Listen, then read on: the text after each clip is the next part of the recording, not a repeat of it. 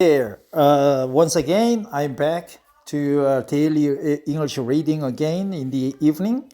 It's 9:30, October 12th, 2022. I just read one article in this morning, but I'm going to read another interesting fact about the telephone numbers assigned in America, in the USA. Since I work for KT, Korea Telecom, I am very keen on other administrations in different countries assign telephone numbers to their customers. And also, I would like to explain Korea's telephone numbers on my YouTube feed soon, both in English and in Korean. So I would like to pick up some words and expressions to use in my English video about Korea's telephone number assignment allocation. So I'm going to read this article to practice English basically, and also to be knowledgeable about the telecom business as I am into my business. By the way, if you're a foreign company already doing business in Korea or planning to do business in Korea, just contact me. I am a real steel KT manager, and I can give you free consultation about what KT can offer for your global corporate entities, ranging from cloud service to AI service, all the way to all the down to serving robots or disinfection robot, and telephone numbers and the fibers, dark fibers, whatever you want. Okay, satellite, undersea cable, robots, military, logistics, supply chain management, whatever you need, I can be there free. Okay. This plum voice. Let me accept this one. Where do telephone numbers come from? By Jason Myers. When I moved from Chicago to Denver in 2010, I got myself a Google Voice number as an easy way to have access to a local phone number. Once you have a Google Voice number, in most cases, you can port it away from Google for a small fee, and that can be your new phone number. Port it away from Google for a small fee, and that can be your new phone number. When I switched from an Android phone to an iPhone, which doesn't support Google Voice natively, I figured it was time to port my Google Voice number to my account. I followed all the steps necessary, but at the end of the day, which is a banished word by LSSU, Lakeside University in Michigan, banished words. At the end of the day, there was some restriction that prevented me from porting my number away. Port a number away. What gives? What the fuck happens? What gives? I thought, what the fuck? So I created another Google Voice number that had a different, less desirable to my idiosyncratic mind prefix, but the same last 4 digits. I was able to port this number away from Google. What happened, man? What gives? Who controls phone numbers? In the United States, as in most other North American countries, I don't know, there are 3 North American countries: Canada, the USA, and Mexico. What are you talking about? In most other North American countries, it's cliche, it's unnecessary expressions. You can say, as in Mexico and Canada, or why you use in most other North American countries, I might ask. Telephone numbers are composed of 10 digits. This is known as the North American Numbering Plan, NANP, NANP. Okay, North American Numbering Plan. The breakdown of a phone number is similar to pretty much everyone. The first 3 digits are the area code, which refers to a broad geographic region. The next 3 digits denote the prefix, which typically corresponds to a small area within the area code's region. With the 4 remaining digits, every local exchange has 10,000 possible unique numbers from 0000 to 9999. This is known as the line number. Line number, local area prefix, and the local area number. It seems that most every telecom provider these days includes free nationwide calling in their plans. But before they did, and any of those that still don't, prefixes and area codes signified to the PSTN what counted as a local call and what was long distance. What was counted as a local call and what was long distance. But let's get back to those blocks of line numbers. When you think about all of the thousands of prefixes across the country, that's a lot of numbers to keep track of. That's why the FCC utilizes number pooling to manage and reallocate numbers. Number pooling to manage and reallocate numbers. Now, the FCC doesn't do all of this on their own. Neustar, a technology company, administers the number pooling efforts in the United States. In order to foster Neustar, a technology company, administers the number pooling efforts in the United States. In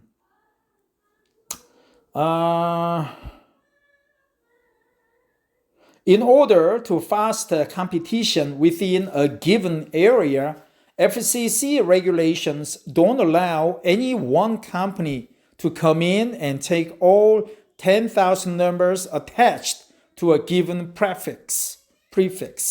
Instead, those numbers are divided up into blocks of 1,000, and that local exchange carriers can then acquire. Well, in Korea, it's different. We just give the entire blocks of prefixes to each carrier. So the last local line numbers, they just, not divvied up, but entire block from 0 to 999 is given to one carrier.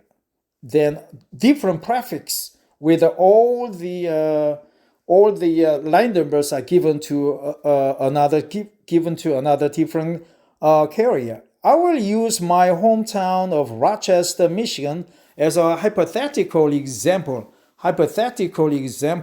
The area code there is 248, and growing up, our prefix was 652. But as you can see from the table below, the last 4 digits of our phone number depended on our telecom carrier. If we had a service with carrier 3, our only options for a phone number would be from 2,000 to 3,999. That's 2,000 numbers. So carrier 3 has 2,000 numbers for your village. Hypothetical number blocks. Number block, carrier 1, 2. So as we can see, the line numbers are divvied up among 7 carriers. Finding the right number. As mentioned above, Neustar administers number pooling in the US, and you can actually see reports by region that detail which 1,000 blocks are available, assigned, and retained throughout the country. So if you are looking for a new phone number or a phone number that includes specific digits or a sequence of digits and can't find an available one, that's most likely because it's already in use. Think of phone numbers like web domain names. Sure, it would be great to own the domain name of a big brand like Apple or IBM or Amazon, but those are already taken. If someone else is already using that phone number or it's controlled by a different carrier, you may be out of luck. You may be out of luck. You are in trouble. You are out of party. You are out of luck. Porting numbers. Thanks to the Telecommunications Act 1996, the FCC mandated that all local carriers offer number portability. You just move, you switch, carrier switching, basically. That's called number portability. This was later expanded to include provisions specifically for mobile phones as well. There is the same with KT, same with Korea. There are two types of number porting: local number portability, LNP, for fixed lines, that is landlines, and wireless LNP, WLNP. In Korea, it is called MNP, mobile portable number plan, MNP, mobile number portability for mobile numbers. But in America, it is called WLNP, wireless LNP. I think WLNP makes sense much better than MNP. In the US, there are three different types of number porting. One, inner carrier transfers control of the number from your incumbent carrier to your new carrier. This is the most common type of porting that end users experience. Intra-carrier, that moves a number from one switch on a carrier's network to a different one. Intra-carrier. 3. Number pooling. This is when blocks of 1,000 numbers are assigned to a new carrier. Number pooling. Number pooling. Intra-carrier, inner carrier. That's strange. The 1,000 numbers are just assigned to a new carrier. It doesn't happen in Korea. It just because KT, number one carrier, and the SK Telecom, number two carrier, and the LG U Plus, I don't know why U Plus, not My Plus, is the third carrier, and we have four more small ancillary carriers. They are not infrastructure carriers. They are called ancillary carriers that borrow infrastructure from one of those three major infrastructure carriers. And so they all seven companies doing business well in Korea, so there's no chance of number pooling portability. There may be additional conditions and or fees associated with porting a number from one carrier to another, but those vary from one carrier to the next. Porting issues. In most cases, porting numbers is a simple, seamless process. The FCC requires all carriers to allow customers to port their numbers out, but not all carriers can port any number in. Porting a landline to a mobile number or a number from a prepaid account to monthly billed account have been known to cause issues. Prepaid account to monthly billed account. Good term. From a prepaid account to monthly billed account. Prepaid account to monthly billed account. Prepaid account to monthly billed account have been known to cause issues. The reasons for these vary from one carrier to another. However, one reason proffered, that's good. I think I encountered this word like 3 times in my life.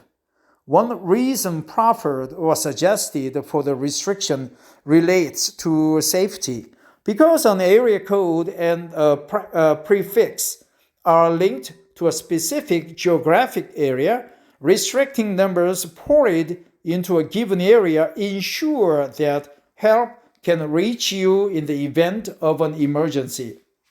Regardless of the reason why, there are some numbers that carriers cannot port in to their system. If you are switching carriers, make sure to check with them beforehand to ensure that your number will port properly. In Korea, you can port numbers from one carrier to another without any problem. There has been no known cause. It has been known that it wouldn't cause any problem. So rest assured in Korea that you can port numbers from SK Telecom to KT. I will be there to help you to do that, almost for a small fee that is charged by KT, not by me, creating new numbers. New phone numbers don't just fall from the sky. From time to time, an increase of new devices and services in a given region results in using up all of the available prefixes. When this is eminent or prominent or standing out, when this is eminent, neustar begins the process of creating a new area code to serve that area. Each new area code generates 792 new prefixes.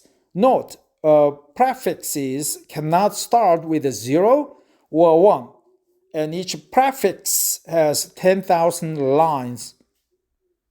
10,000 numbers, because it's 4 digits.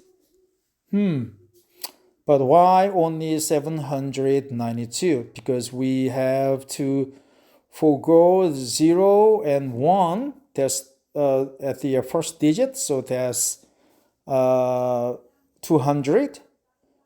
And still, that would make up for 992. Where are the 8 prefixes that can be assigned toll-free numbers, entities that have one or more toll-free numbers? It gotta be a plural, man. I think entities that have one or more toll-free numbers can port those numbers between different carriers as well. This process is more formal and is called a respect org, which is a shorthand for responsible organization. Strange. Responsible organization. KT is a responsible organization. The term is used as both a noun and a verb. How fun. Yeah, strange. But with English, everything is possible. A verb can be a noun. Same with Chinese. Not with Korean. Our language is very strict, very easy to read and listen and write, but we have a strict code of usage, and noun and verb that cannot be interchangeably used. The term is used as both a noun and a verb. How fun. A responsible organization is any company that manages the registration for toll-free numbers in the US. Note, Plum Voice is one such company. Great. A company called Somos, formerly SMS/800 Inc., performs similar administrative duties for toll-free numbers that neustar does for regular phone numbers. I see. Of course, the same limitations on number availability exist with toll-free numbers that exist with regular numbers. But as with the number of toll-free area codes grows, for example, 800, 888, or 877, there may be more opportunities to get the number combination you want. All toll-free numbers are portable. the FCC requires that toll-free numbers be portable, meaning that a toll-free number subscriber can port his or her number to a new provider when changing toll-free number service providers. If a customer has an outstanding balance on their account or some other obligation to their incumbent carrier, the company may deny port requests for that customer's toll-free numbers. But if all obligations are met, carrier resistance can come down to unwillingness or an attempt to retain a customer against their wishes. It happened a lot in Korea, but not anymore. And also, if there's an outstanding balance on the customer's account, when he or she tries to port the toll-free number to different carrier from incumbent carrier, there's no restrictions. The new carrier will get the bill from the incumbent carrier and add the bill to their new bill and get the money from the customer. Then once the money is in or the customer pays for the bill, they divvy it up and give that exact portion to an incumbent carrier. So everything is done behind the scene, just like what we call back office handling. So customers, they just choose, they only have to decide on a new carrier, and everything is arranged by a new carrier. So no worries and no cumbersome, irksome negotiations with incumbent carriers. If a customer, of course, neither of these justifications reflect well on a carrier, so it is in their best interest to release toll-free numbers for current accounts. Release toll-free numbers. Release. Okay. Attempt to retain a customer against their wishes. An attempt to retain a customer against their wishes. Release toll-free numbers for current accounts. Sometimes I still wonder why I couldn't port my original Google Voice number. It must have been one of those numbers that was simply unavailable. But I've made peace with that fact. Hopefully you won't experience that frustration, and the information above helps you better understand where phone numbers come from, who controls them, and what options exist for porting numbers from one carrier to another.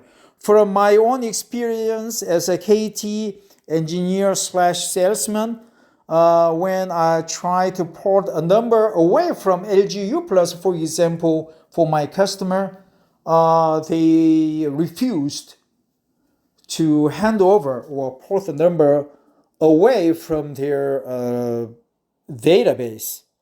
And probably that's the number one cause with your own experience. Another one is that, like you said, there are some hidden restrictions on that portability on your telephone number, on your Google telephone number, which is strange. Numbers are basically just 0110 digits, so they are treated the same. No racism, no hate, no discrimination. It's basically they are just treated equally. So I don't know why. It's just policy or the goof up on the Google, on the part of the carrier, maybe Google, for failing their portability process. Contact us to learn more. Previous and next posts. Plum Voice is a responsible organization, RISP.org. So they handle toll-free telephone numbers. Not in Korea. Everything is handled by our Ministry of telecom, science, and engineering at the government, and we have the portability assistance or support or portability advocacy center that handles all the portability or portation of the telephones which were activated within 6 months from that request. Beyond the 6 months from the activation, we don't have to go through the portability advocacy center. Instead, we just switch telephone numbers between the carriers, which is quite convenient. In Korea, if you live in Korea, you will notice that Koreans are quite efficient. Every system is efficient, and we are in a very hurry mode. Our modality of life or livelihood in Korea is impatience.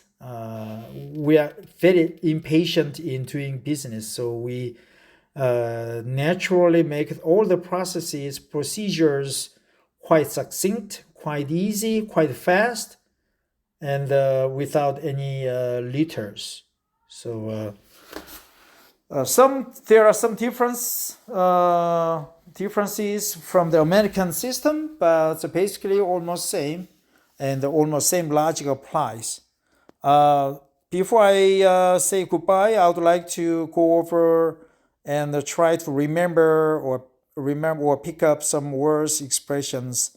For example, RISC-ORG, plum voice, Sono /365 whatever, and toll-free numbers. Release toll-free numbers, retain a customer against their wishes, pulling, number play, intra-carrier, emergency use, switch, porting number in, porting number away.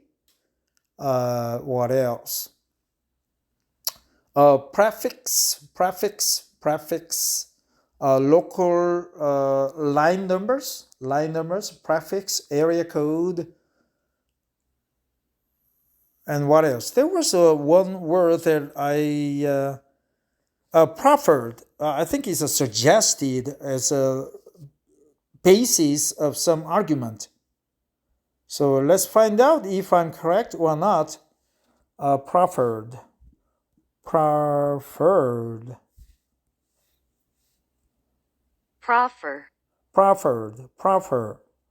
offer, proposal, suggestion, offer, suggest, propose.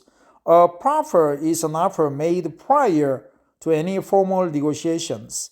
In a trial to proffer, sometimes proffer is to offer evidence in support of an argument, for example, as used in the U.S. law, or elements of an affirmative defense or offense.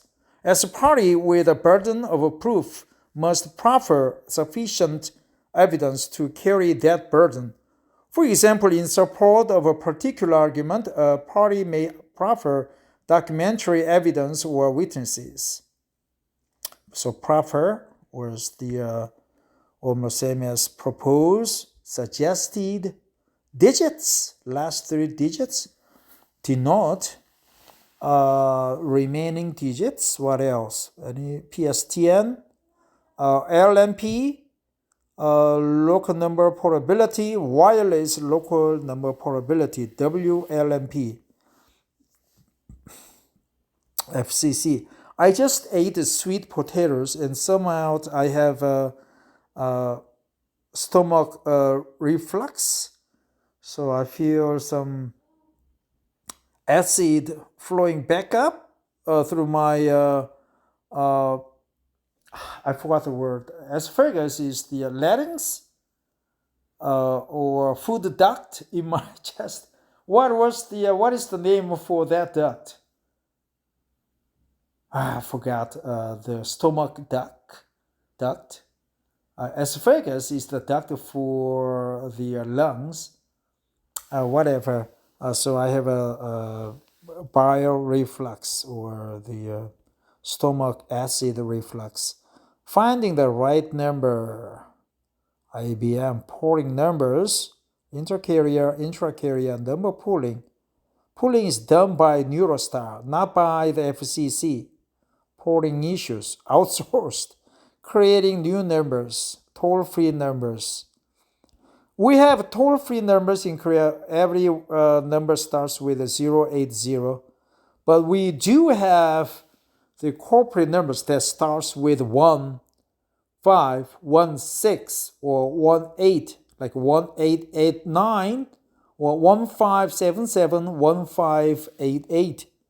KT is number one in the corporate representative number service. So whenever you establish a company in Korea, you need to contact me to consult your telephone number plans, internet needs, server needs, cloud planning, AI application, what else? You name it. You come over to me and I will sit down with you and give you a free consultation. Thanks for listening. Take care. Bye-bye.